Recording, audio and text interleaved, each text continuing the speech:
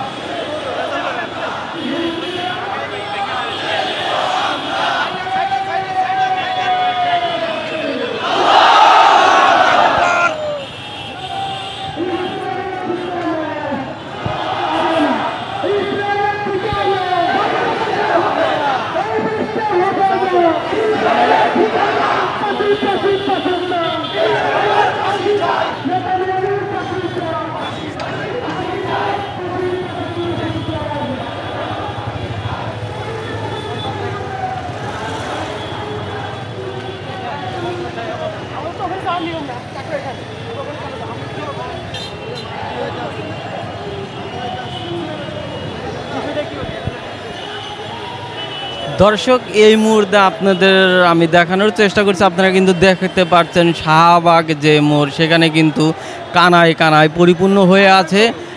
হাজার হাজার মানুষ কিন্তু এই মিছিলে যোগ দিয়েছেন, আপনারা দেখতে পাচ্ছেন। আপনাদেরকে আমি আরও দেখানোর চেষ্টা করছি।